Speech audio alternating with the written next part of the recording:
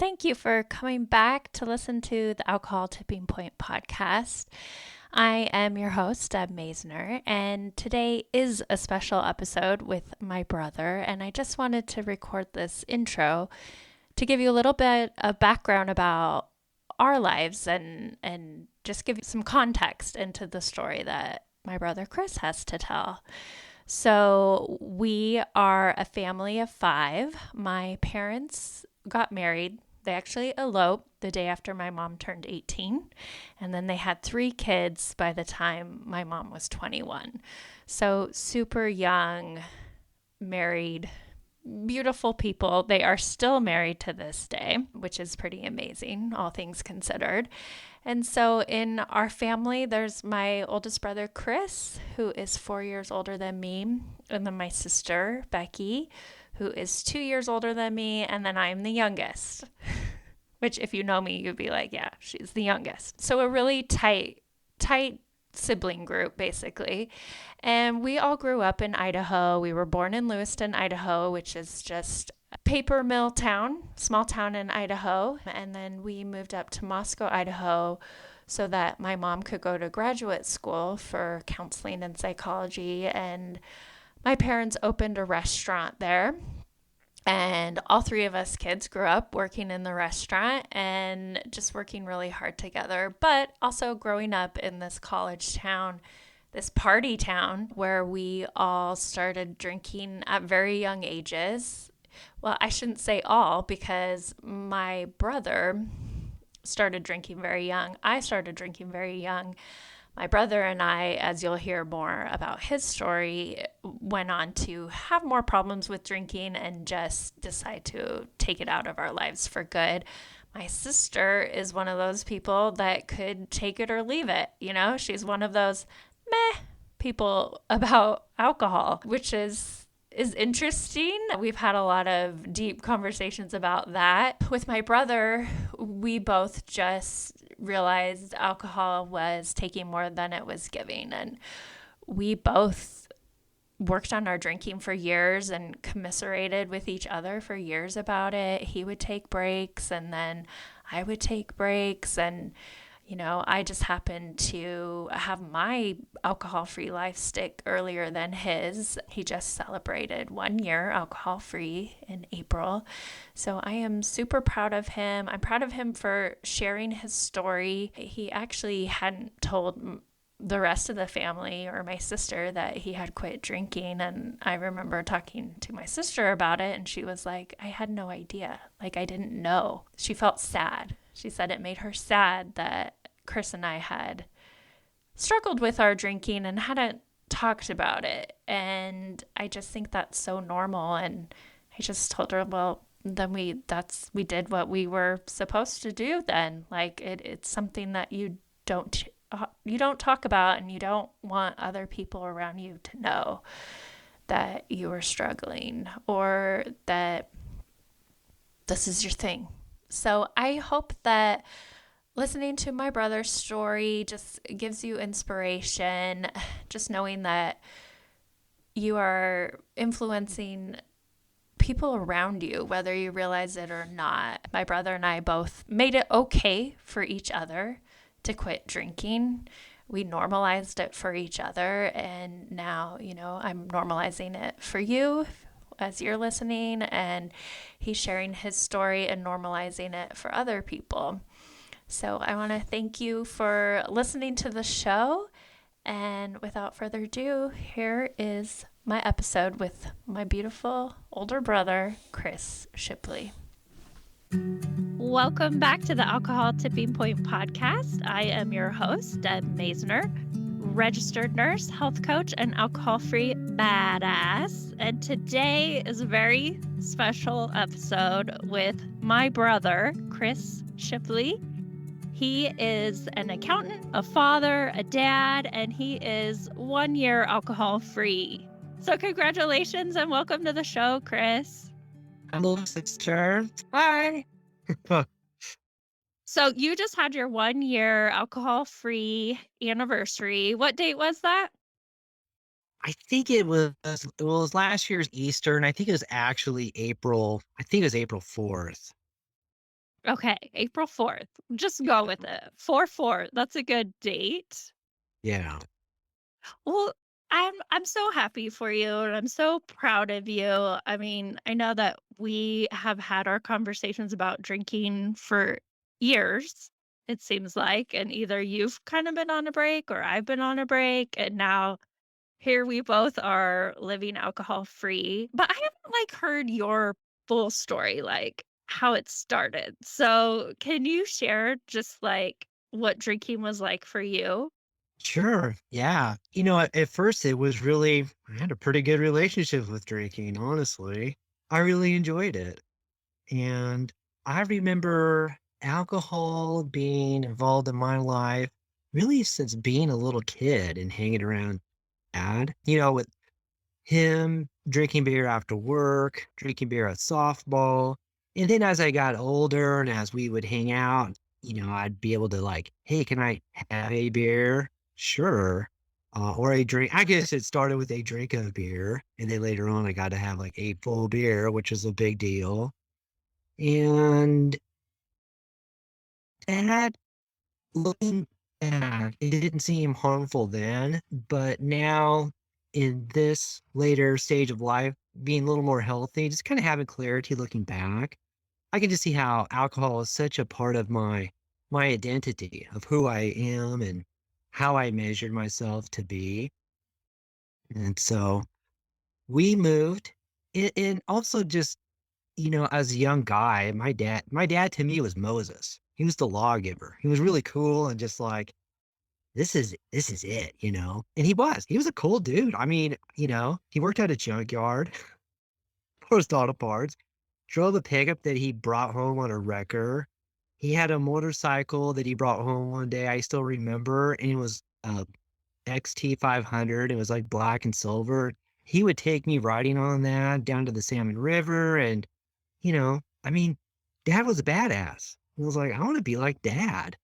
And when we moved from Lewiston up into Moscow, that was sixth grade and junior high. So formidable years. And it was kind of a oasis, but that oasis was really punctuated with pretty good times with dad, going hunting, going down to back to Lewiston, maybe to watch cousin play baseball. But each of those situations was also included alcohol and beer. So you To were me, so this stuff I don't know really. Like you were okay. drinking beer with dad when you were 12. Is that what you're Well, when I say drinking beer with dad, it's like, hey, could I have a drink of your beer? okay. Sure. And if I got to have a beer, it was a big deal. But it wasn't like, hey, no, don't be doing this. It was like, yeah. I mean, I still remember like crawling into the driving around with dad. We had a split window in the back of the pickup. And I would crawl back in there and grab him a beer out of the cooler. And then when he would finish those, he would throw them over the hood of the rig as we were driving. It would land in the back. Perfect. I go, I got you. And I'd go get him another one.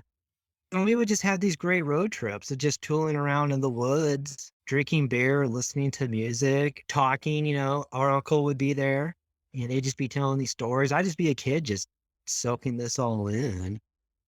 And then as I got older and those times with dad got less and less, then you were really kind of like a night sky. So those were kind of like stars in a night sky. There was a lot of darkness, but also those times of hanging out, they were pretty bright. I really enjoyed that time. And it always involved alcohol. And at that time, I was spending my summers on the Oregon coast with my grandfather. And there would be a lot of drunks around, and he would tell me, he's like, "Look, this is dangerous stuff." And to him, dangerous was hard alcohol. Beer was okay, because he didn't have a problem with drinking beer, but hard alcohol, you get to hard alcohol, and it's just the downhill thrill. So I always equated alcohol again. It's not dangerous. It's okay. Look, I was a fairly decent student in high school, and I worked hard, but also I hung out with older kids and we would, after school, go drink. And in junior high, sometimes we would drink during lunchtime. I just Well, don't didn't remember. yeah, didn't you make your own home brew in junior high? Or was that Yeah, a it rumor? was awful, but it'd get you drunk. You did. You did make, like, moonshine Yeah, of course. in, like, 7th grade. Well, no, that would be ridiculous. 8th grade? I think so. It was ninth grade. Yeah, I wasn't driving at the time. But I kinda viewed look, I was a good kid, but I also viewed, kinda living on the outskirts of the law was kinda what you did. I rode my motorcycle to driver's ed. So drinking to you, like, when you were younger was really tied to dad and just being with the guys. Exactly. Hey, I mean, I could still remember beer that I had after work. Like, I still remember, like, one of my best beers. It was a Coors Light, which is a terrible beer, by the way. But I was with a friend of mine. We got done cutting a bunch of firewood. I mean, this is just shit I just like to do. I mean, I like to run a saw and cut firewood and just get, you know, if you told me that I would be a CPA, I'd be like, I kind of doubt it. But anyway, so we cut, I don't know, 3 quart of firewood that day. Not a terrible amount, but a decent amount of wood. And his dad was drinking a beer. And he's like, all right, you guys want a beer? And this was like a big deal to him. And I was like, I grew up drinking this stuff. Hell yeah, throw me one. He threw me a beer, caught it in my hand. I opened it up and just buried that beer in 2 drinks. And it was just mixed with the essence of sawdust, two-stroke oil, the salt from my sweat with this cold beer. And it's just another dude, this other guy just handed me this beer. And he just looked at me. He's like, damn. It's like, well, all right, you're no ordinary kid. I was like, yeah, that's right. I'm a guy who works hard and can drink and have a good time. And that was my relationship with alcohol for a long time. It was hanging out with friends, working hard, and then also, I like to let's not get it twisted. I had a good relationship with alcohol. It was fun. I would drink and I would have a good time. Then it got put on pause for just a little while. I got married. I quote unquote found religion. I was like, all right, I'm not going to drink anymore. And then it just started kind of creeping back up, and it just started getting a little more and a little more and a little more, and it really wasn't like fun anymore. That's one thing I noticed. It's like this isn't really fun, and but I still kept doing it, and so the same thing, like, if I'd go down and see dad in Boise, like, all right, we'd drink together and I'd have fun doing that. But when I went out on my own, I no longer was tethered to this responsibility that I had, as far as getting up in the morning and going to work. I could really When tell myself, when you went out, you mean when you got your own business? When you opened, is that what you're saying? When you yeah, right. Yep. I did that like right before COVID. So right before COVID hit a couple years ago, I was like, I was going to go out on my own. I'm not like by myself here, but I'm with a group of other CPAs. And so I no longer had this responsibility tying me down to go to somebody else. And I really noticed a conversation in my head changing. And it was like, you know what? I'm free. I could do whatever I want to do. Like if I want to leave this afternoon, I can. In fact, I've worked pretty hard today already. I'm pretty sure I can go drink some beer. And I would tell myself when I'd wake up in the morning, I'd go to the gym, I'd work out. I was like, all right, if I could do 225, which is not like a lot of weight, it's just squats. It's like, if I could do the 225, I'm still okay. As soon as I can't start lifting anymore, then I probably should start toning down the drinking. And I just noticed this conversation in my head more and more because it wasn't much more than, I think it was like 6 or 4 years prior to that. I had actually some really good counseling because my marriage fell apart. but I actually got a hold of a really good counselor, and she really helped me with listening to who I am and my inner dialogue of how I talk. And so there was a couple turning points where I'm like, man, my conversation is all around alcohol. That's how I'm identifying everything. And I would come home and I thought I'd be tired from work. I was tired because I was drinking, Mm. you Yeah. know? And then you started your journey. And honestly, I thought, well, we'll see how far this goes. All right. Because we had both started and stopped multiple times or slowed it down. I remember even talking to daddy. He's like, I just drink a couple light beers. And I could, I just couldn't, you know? And then that's when I realized that, every once in a while, you know, that recycling bin you got? Yeah. And it's like, damn, there's a lot of, like, this is just me here. You know, Heather doesn't drink that much, my wife. She, but I really did. And it started to be where, I'd be drinking at work. I was like, wait a minute. Nobody else here is. Occasionally they would have a beer, but not consistently like I would. And so it just came to a point where I started to make a decision to stop, which was around January. And I was like, this isn't happening. Continuing to make excuses. And that voice on my head is getting louder, a little more clear.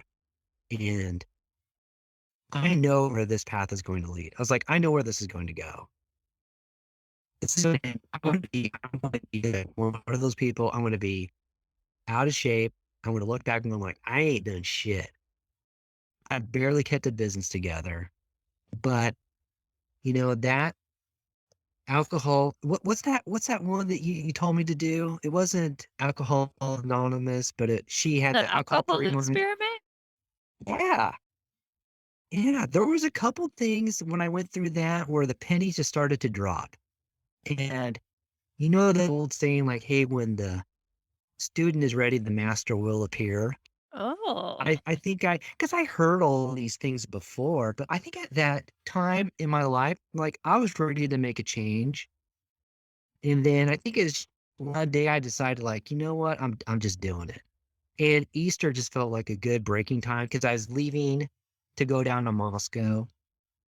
I was like, okay, if I can get through this weekend, I'll be okay. And I signed up for this thing at the gym, like, I don't know, some spring thing. It was ridiculous. I had no intention of going to things that they had, but I thought I need to do something outside of myself that will be an outside. Basically, it'll be an attestation to what I decided inside that is outside of me. Okay, so I went and signed up for that. I went to 0 meetings, but for me, I knew it was important. So it was like $100. So I put down $100 for this stupid thing, some weight loss contest. I did not care about that at all. And so I went through, I did that. I went my 15 days or 50. God, what was it? I can't remember now. It might have been a month. Anyway, I went through that bad boy, finished it up, and I thought, okay, I went through a month. I was like, I think I can keep doing this. And it wasn't easy, but I was able to do it. I just noticed I still need a lot of those dopamine hitters. Yeah. I found myself comforting myself. There's food. Sometimes it's just being on the internet, but slowly it just kind of turned the curtain. I think once you get past that 30, 60, 90-day marker, you're like, I think I can do this. And then I really wasn't looking at it as 1 year. I was just taking it simply, as they say, just one day at a time. You know. And it wasn't being mean at myself. It was really because I made a decision that I was worth it. And that knowing who I am is worth knowing, and there's a hope there. And I don't think I would have had that if I didn't have that prior counseling and just a lot of the other examples that I had around me with a sister. to some other people on podcasts, there were other examples of guys. There's not a lot of guys out there that talk about this stuff. There's a few you kind of hear them on the side, like, oh, I don't drink, but it's not like it's not their lead off conversation. It's like, "Hi, my name is Chris. I don't drink." It just really doesn't come up. Well, you had talked about it being so tied to being a man. Like it was tied to sports and hunting and working hard and you earned it. Like at the end of the day, your hard work day, just can you talk more about that experience of men and drinking? Yeah, sure. I mean, far as it relates to me, it was definitely a culture that I grew up in and that I witnessed is that, if you weren't drinking, it was kind of like, well, what were you doing then? Like, then you really weren't part of this club here. You really didn't share in my experiences. I really couldn't relate to honestly, I don't think I could really relate to somebody that didn't drink. I know, I feel like maybe I missed some friendships or opportunities because I was kinda the same. It was like my litmus test if someone could be my friend or not. Like, "Are you a drinker? Do you love to drink? Okay, we're cool." But, I Yeah, mean, and growing up in Moscow, college town, drinking culture was huge there. I mean, not just the men stuff, like, just that culture, that high school we went to, U of I, working at our dad's restaurant, which was huge party culture. I mean, I don't yeah. know. Yeah, it just kind of permeated all around you. I mean, I remember talking to dad, he was closing down the restaurant, and then when they were closing down the books, he'd always be drinking beer, and just I remember him like, I can't remember what mom wanted him to do, maybe join some cult or something, I can't remember. Might have been the Mormon church. He's like, "I ain't doing that. You wanna tell somebody you can't drink some beer?" And I was like, "Yeah, I know it." I was like, "Can you imagine not drinking beer?" And it was like unfathomable, you know? I just there's times when I think about this now, I haven't gone hunting in such a long time. When it comes around the fall, I think about it, and not that I really wanna go out and just, put down an animal and skate it out, right, and survive off the land, but I do miss that going outside, that mountain air. I'm actually just reacquainting myself now with who I am in the outdoors without alcohol. Mhm. And it's weird. It's a little bit different, and there's times where I have to just stop and pause and go like, I just don't this is weird. Not no weird in a bizarre way that's bad, but in a way that's like, I am experiencing this at a completely different level that I, at one time, kinda mocked. Mm. And now I'm like, "Wow, I can enjoy being outside, out alcohol." And one thing too that kind of the penny dropped on me too, I remember in health class, Mr. Sagoda, and somebody in that class asked a question, and I had in that same question. They said, like, "Hey, if alcohol is such a depressant, why would he drink this? He feels so dang good. And people are up and partying, like, woohooing it around." And it was one of those conversations in that alcohol experiment where it talked about that brain chemistry that you have. You put that depressant in, hey man, your body's going to try to stay that homostasis. So it's going to kick up the feel good feelings and those hormones. It's going to overcompensate. So you're going to have this collision, this confluence of depressant. You're kind of like, oh, this little bit of a melancholy, which I I'm drawn to melancholy and the dark side. I am. I'm interested in it. And then also, yeah, they got that good feeling side of it too. And it's like, oh yeah. So you just kinda got this mysterious good feeling. It's like a hug? It's like I feel good, but also mysteriously, I'm also just a little like, wow, hey man, what's going on here? And I was walking in the park and I realized just taking a couple steps, I was like, hey, wait a minute. All those good feelings, those were already in me. They can come out, through exercise, the appreciation of good art, conversation, being around people who you love, you know. And so that's a real surprise to me about not having alcohol and back to this idea of like examples of being a man is like, whoa, like, hey, you can do this. You can have these feelings without alcohol. You can have these relationships without alcohol. And yeah, back to relationships, like, oh, sh the only reason I had relationships with other people that didn't drink is that I happened to run into my freshman year of college. They wanted somebody to be in their dorm room that wasn't a stranger. They'd rather have me, who they knew through high school but never hung out with, than a complete stranger. So I hung out with dudes that didn't drink. And then later on, Rob, we got a little trailer together on some of my dad's, one of his pieces of property that he owned. And we lived together for, God, this sounds homoerotic here, but we lived together, but we did. We lived together for our whole entire career of college. And that was a big point for me. I was like, look, wow, there's other people that don't drink. And, I worked at a gym and the guys that I worked out with, they didn't drink. But that was my gym friends. And those two worlds did not mix at all.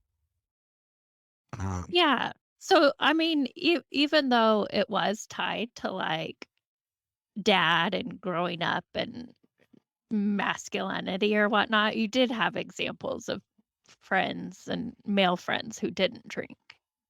oh yeah, they're out there. But they were just weren't part of who I was going to be, you know? I was like, oh, that was good for them, but not for me. I want to keep on drinking. Yeah. Well, tell me more about like how you quit drinking and what was helpful for you. Well, I think the one thing that was really helpful was going through that counseling, having that language that I now had. That was really important. And you really have to make that decision for yourself. You can't make it for my family. I mean, they're going to benefit for this and better off for it. If you're doing it for them, if you're going to do it for the gram, hey, I'm going to post my sober story. Look, I love it when people share their sober stories, but if your whole point of this is just to have this journey be for anything other than for your own self, I really wonder about its lasting power. Because we are told there's so many lies that I remember hearing just about how you actually value yourself, from like a religious standpoint, and they were completely false.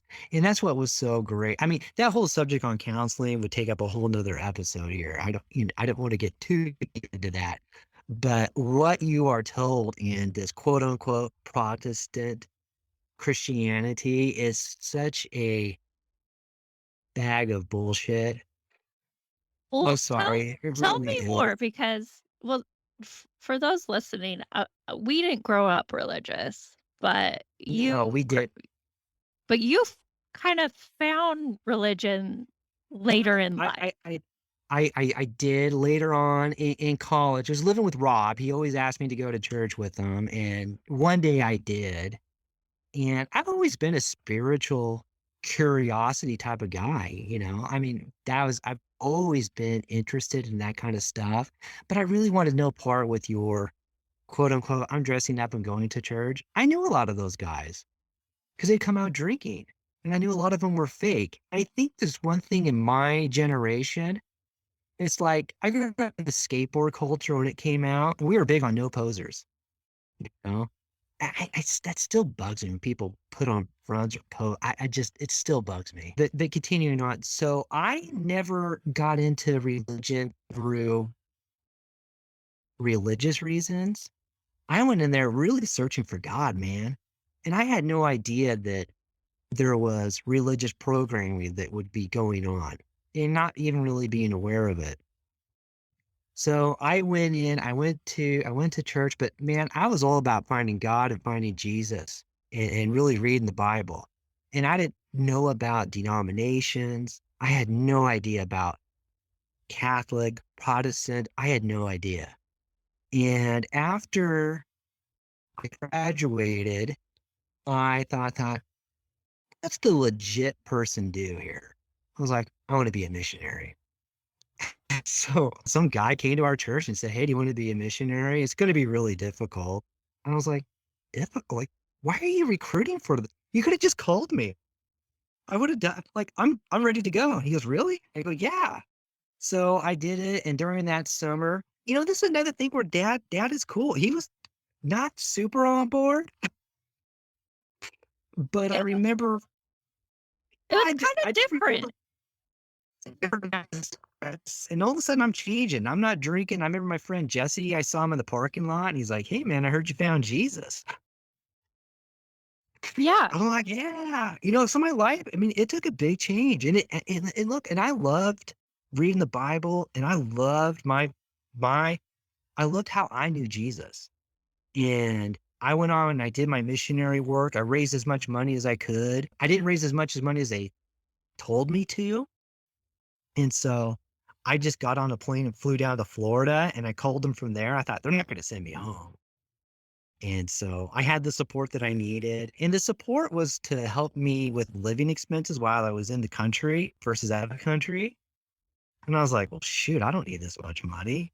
I'm not going to be here. And it's like we're sharing a apartment with a bunch of dudes. So anyway, I did that whole thing.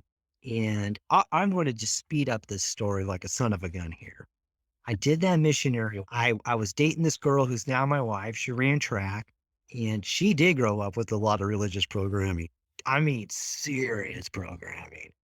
And when I came out of that, came back home, guy that I was going to go work with at the church, he was let go from the church. And I walked across the street, got a job working construction with the guy I knew, Ralph. And I thought, screw it, I'm not going to process this at all. And what I was taught what was so appealing to me with the religious side of it was that, hey, you're a new creation in Christ. And then I was like, awesome. Bright line. I stepped over it, all that stuff from my past. See ya. Don't even have to deal with it. By the way, that's not how this works at all.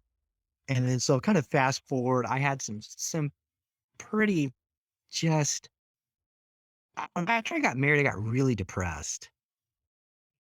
I went and I joined the Marines. I got it. I went to be an officer and I went through OCS. And at the end, I was like, man, this isn't me. This isn't me. So I didn't take my commission. But during that time, I came underneath a lot of stress and I found myself disassociating from myself under stress. I was having out of body experiences and I didn't know what was going on. I had no word for that. I just knew that, like, something's wrong with me, because when I was operating and I was healthy, I was very present. I was a good little candidate. When I left, they're like, "Hey, this isn't." There was a lot of people that dropped on requests that actually were just turds. They needed to drop. I'm glad that they did. But and I'm not saying that I was this greatest candidate, top of my class by no means, but I really did care about my guys that I was with, and I really did want to be a good Marine, but I was like, this clearly isn't for me. And there's something fundamentally wrong with me. And I went back home and I've been married less than a year. And I never connected with Heather in any way. We just didn't have a good marriage. We didn't fight or anything, but I was wildly depressed and so was she, really. And it came to a point where it's like, we got to get counseling. And then so we went to go get counseling. They were like, hey, we went to get church counseling. You believe in Jesus. She believes in Jesus. Do you pray? I was like, yeah. "Well, let's pray more." I was like, man, I must really be awful because this isn't working for me. And it really came down to the last, I don't know. We were each at our wits end, and somebody introduces this other counselor. I think his name was Ed, and went to him, got quite a bit better with him. And the stuff that he was telling me, I was like, no way, no way. And he's like, yeah, you would never let this belong in the church. They wouldn't allow it. And it was a completely different version of Christianity than I ever heard of. And I was like, this seems much, it makes much more sense to me. And then he moved away, and but the healing process wasn't done yet. And then so there was another counselor that he recommended, and her name is Beth. And she really helped me out. And the counseling that Heather and I, we both went to her, but we never went together. And it was never called marital counseling. It was just called inner healing. I don't even know if it had a name of inner healing. We just went in, and she talked with us, she prayed with us, but it was something completely different from anything else I've ever experienced. And I wasn't sure exactly what to call this or how to label this, but one of the things that she really helped me with was disassociation, disorder. And you can be on a spectrum on that. And I was on it, but not real heavy, but it's pretty mild. So whenever something stressful would happen to me, I would kind of zone out of it. And this isn't just being a little bit detached. This is like where you lose your agency. Like you're no longer part of the conversation, the situation anymore. You're out of it. And it's self-defense that you would have when you're younger, that most people would grow out of it. Pretty sensitive person in that sense, and pretty resilient on others, but that part of me never really matured. A lot of other parts of me too, but that was a big part that never really matured. So really understanding that, understanding about the identity of who I am, and the idea of talking and forgiving, and just working that out was fundamental. And it really gave me a language and a hope for who I am. And when I say that it's not a Protestant Christian, bullshit, that's what I mean.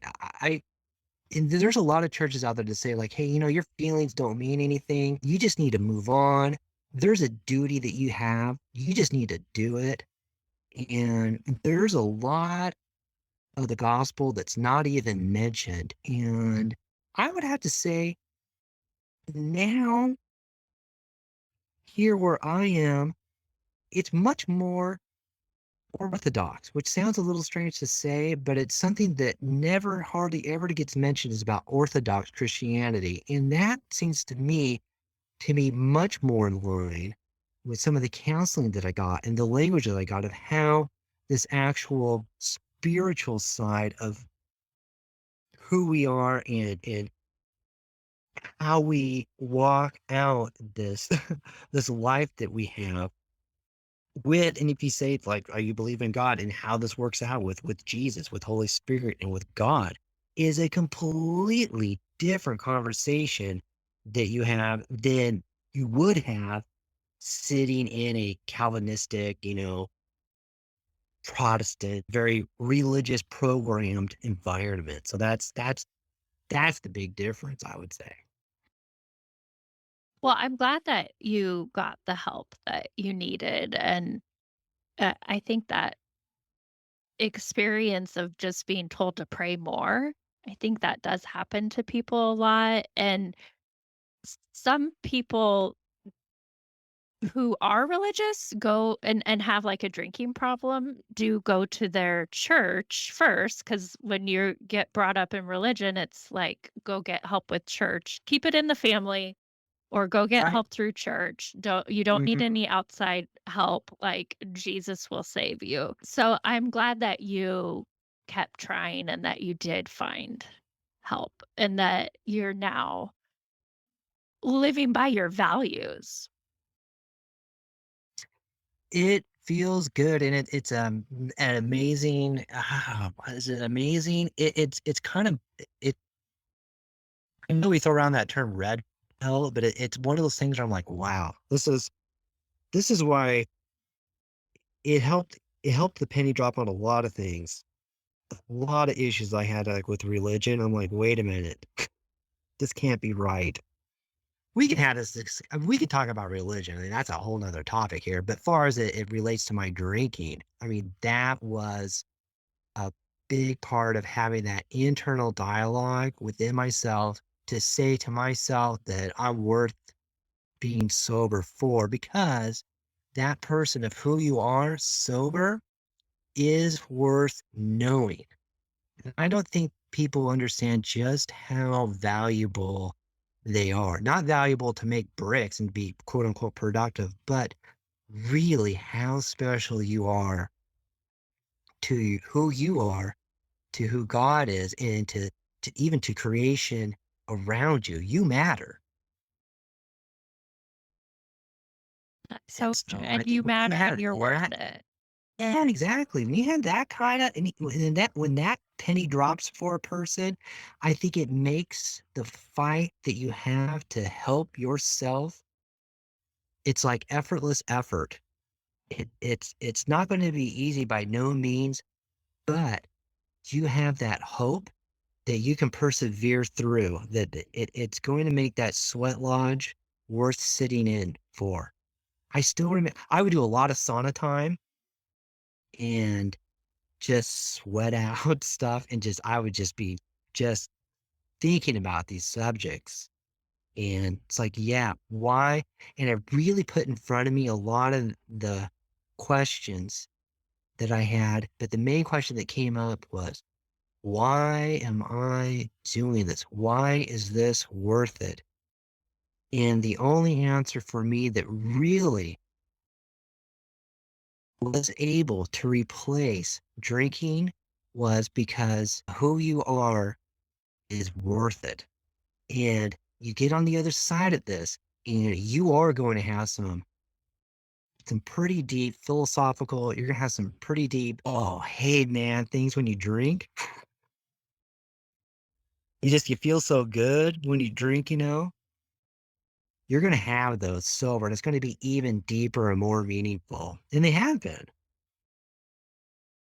Yeah, tell me how your life has changed in this last year.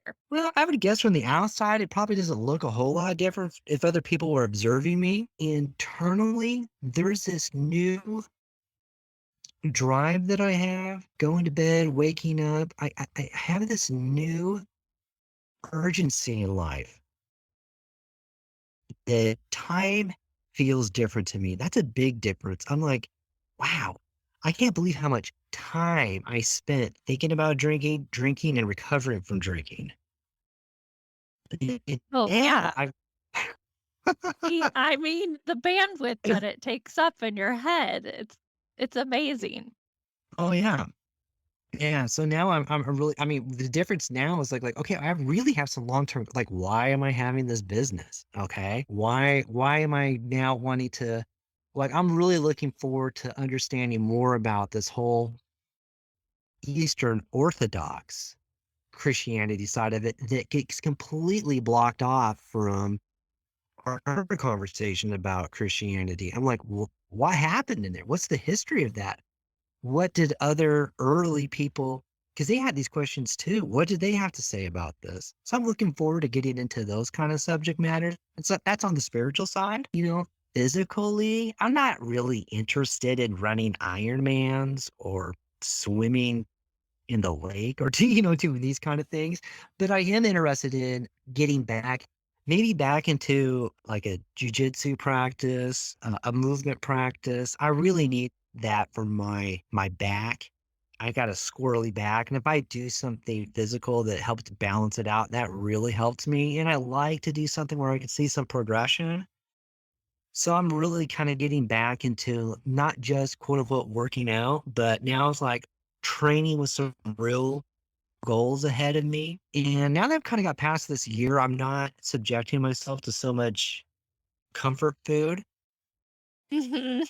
I've, You kn which I think is fine, and, like, look, there's times where I just came home from the store with a chocolate cake, and I just ate that cake. Well, Like, I mean, you bring up a good point. Like, the first year is about sobriety and doing everything you can to just keep the momentum, not drink. And then the second year, like, you're already talking about, like, how can I grow? Now that I've got that milestone under my belt, like, how can I grow spiritually? How can I grow physically? How can I, just all those different things now. yeah. Yeah, How that kinda many reminds are me that Oh, that yeah, that go thing ahead. about health. I remember in counseling, and she was saying, like, you know, where you're how do you know when you're healthy? It's like when you're thinking about growing, when you see growth, I mean, that is health. That's gonna also be in a healthy relationship where you're growing closer together, you're doing stuff together. It will naturally kinda progress. I mean, it's like that effortless effort. There definitely is discipline involved in this, but it's not a white knuckle. Agreed. Like, it's worth it. Just Oh, like you yeah. said, you're worth it, it's worth it. Uh, How has your relationship changed with your wife, with um, Heather? well, yeah, she decided to quit drinking too, but her relationship with alcohol is wildly different than mine. Yeah. Um, but which really makes it easier. Boy, I can tell in a relationship, especially if it's a long-term relationship and just one side of it decides to go on the sober side of it, Mhm. I could see where that would be difficult because I'm also seeing the other side of it, which I'm, thankfully I'm in. She's like, "This is great. I wanna quit drinking too." I don't know if she really appreciated how much drinking was within my identity and just how it intervened all parts of me. We grew Debbie, we grew up thinking that if you're an alcoholic, you're dead on the street, right? Mhm. Yeah. We never had a term for being like, "Hey, I have an issue with drinking." And it's like a really good virus that doesn't kill you. It still keeps you right in that zone of like, "Hey, if we take this guy too far down, he may quit on us. Let's just ride the clutch here a little bit, you know?" Well, and like you were saying, like, you have your own business. You're a CPA, you're an accountant, you're married, you have a kid, like, you don't fit that stereotype of someone who has a problem with drinking. Oh, hey, they said the same thing about getting counseling. Like, You go to work? I do. You take care of your daughter? I do. You love your wife? I do. Do you yell at her? Do you hit her? Like, are you abusive?" I was like, "Well, no, there's just I'm just telling you, I'm telling you I need help." It's like, "Well, according to our research, you're doing just fine." It's like, I "No, man." Yeah, I do. I mean, I did kinda reach out for help or say something to my medical appointments, and they were like, "You're okay." Because you're a mom, you're working as a nurse, like, you're fine. Just maybe cut back a little bit. But it was Oh, always yeah. yeah, "You're still married, got any DUIs? No? Okay, you're fine." And Oh, I know. That's another thing I was kinda "You know what? It's like, I'm surprised I don't have a DUI." Mhm. Yeah. I don't think I I've ever mean, driven drunk, but you drink a couple heavy IPAs, and it's like, "You're right there, bud." I agree. Well, what would you say to people listening, and maybe it's another man listening, and he is like you? Maybe he's successful, but he's just like, God, I'm just drinking too much. What should I do? What advice would you have? I think what I would say is, man, this is the great thing about people. We're all different, and some people can handle it. I really kinda question that actually, but if somebody really wants to quit or really slow down, I'd say, "Hey, try that experiment, that alcohol experiment." get yourself educated. To me, that was the language that you have is so important. And the language I got from counseling and the language that I got from This Naked Mind, those two things together really helped push this along. Another tool I think is really great is journal stuff out. And this is where it's really difficult, being honest with yourself. Hmm. People like say like, I don't lie. I'd say like, yeah, you do. You're not honest with yourself. It's impossible to be. I would say it's impossible for you to be honest with yourself. And that's where it's so valuable to be with a counselor, Yeah, especially a and counselor that will push back on you. Because you'll I be think talking, those I'll are be saying stuff, and then all of a sudden I'll just start crying. I mean, like, where in the world is this coming from? And it's like, oh, I don't believe that. I've been lying to myself. mm, mhm. Yeah. And then you start turning over those false beliefs about who you are. And I bet you dollars to donuts, you're going to have it. You're going to see something in there about who you are. And again, I bet you dollars to donuts, that you that you are seeing, alcohol is getting in the way of that person, of who you really are. I know that some people can modulate, but man, if you're to the point where you're really seriously asking questions about this, I bet you dollars to donuts, you could be on that road of malaise for the rest of your life, and you may not ever hit those bumpers. But again, that alcohol is going to be like a virus. It isn't going to quite kill you. It's just going to keep you moving along. But do those steps to look at and to see who you really are. And if you need help doing that, do it. And be honest with yourself. And I bet you dollars to donuts, who you are is not going to be compatible with alcohol. And then when you see that, you're going to have a decision to make. Is it you or is it alcohol? And then when it comes down to that, that's on you. And you need to make that choice. And when you choose you, the student is now ready, and those resources around you will start coming to you, and say yes to those resources when they come to you. That'd be my advice to them.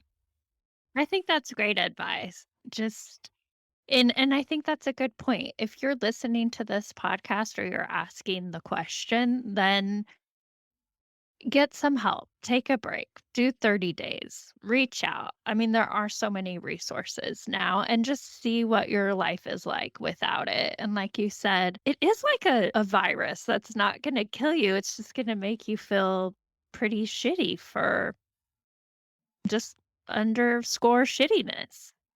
Yeah, it applies to you. It really does. I mean, I haven't read that book, but How Alcohol Lied to Me. I mean, Mhm. alcohol will lie to you, man. Absolutely. Well, thank you. Thanks for sharing and coming on the show. Heck yeah, man. Proud of you. You got a I'm proud of podcast. you. And Doing it. thanks for Heck your yeah. support. What'd you Yeah, say? you're doing it. You're doing I appreciate you. Chris would always call me after the show each week and and just talk. It was just nice to have someone to talk to that was just going through the same things, and I appreciate your support. And I'm so, so proud of you. And I think this is going to be helpful for a lot of people just to know they can change their drinking. And it's better on the other side. It really, yeah, it is. If someone wants to find you, how could they find you? Instagram is probably like the nicest way to get a hold of me because it just seems like there's a lot more friendly people out there. I check Oh, it fairly often because okay. I'm interested in dudes fixing up pickup trucks and jujitsu. And, So if you you know, want only, like an Idaho, if you need an Idaho guy guy's guy to connect with. Yeah, And that's right. Yeah. I'll link to your Instagram account, and y'all can, if you want to connect with Chris, you can always email me too. Thank you so much for listening to this episode of the Alcohol Tipping Point podcast. Please share and review the show so you can help other people too. I want you to know I'm always here for you, so please reach out and talk to me on Instagram at Alcohol Tipping Point, and check out my website, alcoholtippingpoint.com, for free resources and help. No matter where you are on your drinking journey, I want to encourage you to just keep practicing, keep going. I promise you are not alone and you are worth it. Every day you practice not drinking is a day you can learn from. I hope you can use these tips we talked about for the rest of your week, and until then, talk to you next time.